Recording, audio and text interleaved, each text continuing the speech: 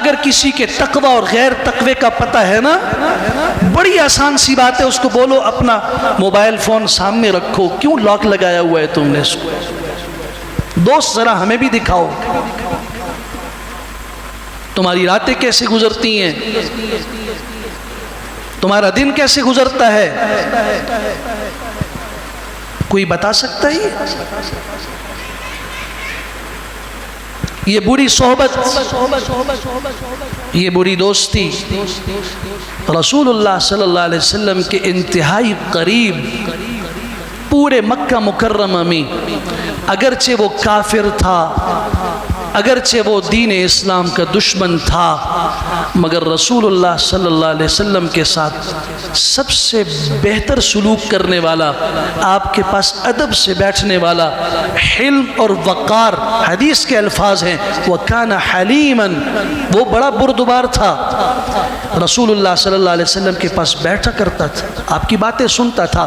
واحد ایک تھا جو کافر اور مشرک تھا، مگر حضور صلی اللہ علیہ وسلم کو اس سے اذیت نہیں پہنچتی تھی، باقی سب اذیت دیتے تھے، اتنا متاثر ہو چکا۔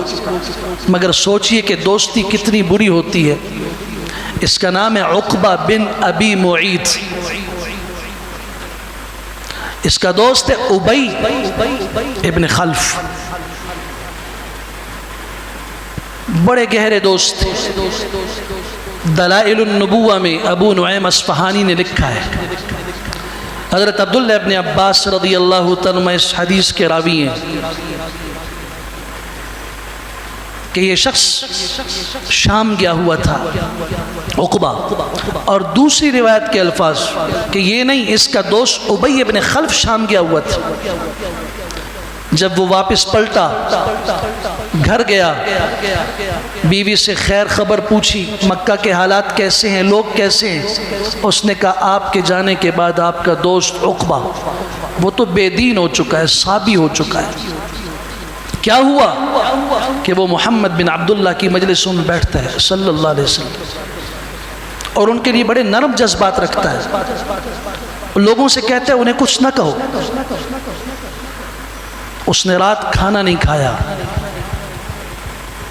اور اس حدیث کے الفاظ ہیں کہ یہ رات اس کی زندگی کی بدترین رات تھی، مشکل رات تھی۔ صبح اٹھا، دوست عقبہ کو پتہ چلا، وہ اپنے دوست سے ملنے کے لیے دروازے پہ آیا، دستک دی، اس نے فرمایا کون؟ اس نے کہا میں آپ کا دوست عقبہ ہوں۔ اس نے کہا میں دروازہ نہیں کھولتا، آپ کی شکل نہیں دیکھتا۔ کیوں؟ کہ تم صابی اور بے دین ہو چکے ہو، باپ دادا کا دین چھوڑ کے محمد بن عبداللہ کی مجلسوں میں بیٹھتے ہو صلی اللہ علیہ وسلم۔ اس نے کہا ارے دوست یہ کیسے ہو سکتا ہے، میں تمہیں چھوڑ دوں؟ ساری دنیا کو چھوڑ سکتا ہوں، تم سے جدائی برداشت نہیں کر سکتا، دروازہ کھولو۔ میں نہیں کھولتا، مجھے ضمانت دو کہ تم ان سے نفرت کرتے اور تم ان کے قریب نہیں جاؤ گے۔ اس نے کہا جو بات تم کہو گے وہی کہوں گا۔ اور یہاں ایک روایت میں تھوڑی تفصیلی اور عرض کر دوں، الدر المنصور تفسیر ہے علامہ جلال الدین سیوطی کی، دلائل النبوہ ابو نعیم اصفہانی کی، انہوں نے یہاں یہ بات بھی لکھی ہے کہ عقبہ نے سفر سے، دوسری روایت کہ عقبہ سفر سے آیا شام سے، اور اس کی عادت تھی جب واپس آتا تھا وہ لوگوں کی دعوت کیا کرتا تھا، اس دعوت میں چل کر رسول اللہ صلی اللہ علیہ وسلم کی خدمت میں بھی گیا، آپ بھی میری دعوت قبول کیجئے۔ آپ نے فرمایا میں ایک شرط پر تمہاری دعوت قبول کروں گا، کھانا کھاؤں گا، کہ تم لا الہ الا اللہ محمد الرسول اللہ کا،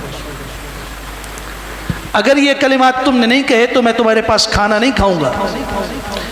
اس نے کہا اشہد ان لا الہ الا اللہ وانک رسول اللہ۔ آپ علیہ السلام نے وہ کھانا کھایا۔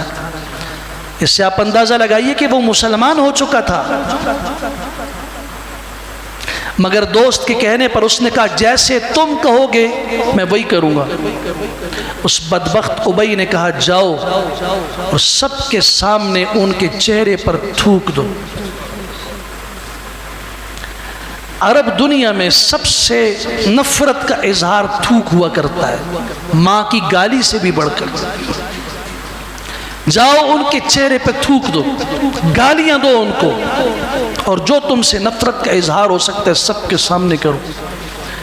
اس بدبخت عقبہ کے قدم اٹھے اور اس نے جا کے رسول اللہ صلی اللہ علیہ وسلم کے چہرے مبارک کے اوپر تھوکا،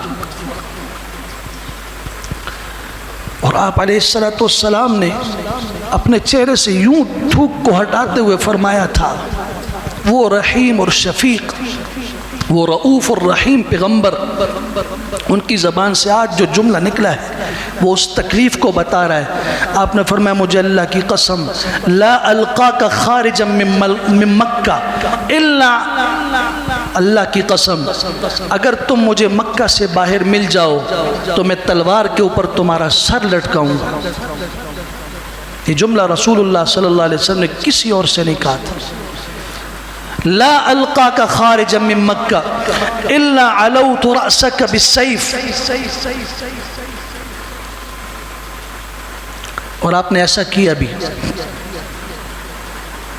غزوہ بدر ہوا، 70 آدمی مارے گئے، 70 قید ہوئے، ان میں عقبہ بن ابی معیط بھی تھا، سب سے فدیہ لے کے معاف کر دیا گیا، مگر اس عقبہ نے کہا تھا اتقتلنی امام ہؤلاء الناس، آپ مجھے ان لوگوں کے سامنے قتل کریں گے؟ آپ نے فرمایا ہاں، تمہیں یاد ہے تم نے میرے چہرے پہ تھوکا تھا، تم نے مجھے برا بلا کہا تھا، گالیاں دی تھی، اور تم نے ایک اونٹنی کے پیٹ کی آلائش بچہ دانی اٹھا کے سجدے کی حالت میں نماز میں تھا، تم نے میرے اوپر ڈالی تھی۔ اتنا قریب آنے کے بعد بھی کوئی انسان بھٹک سکتا ہے، کیوں؟ دوست کے کہنے کی بنیاد پر۔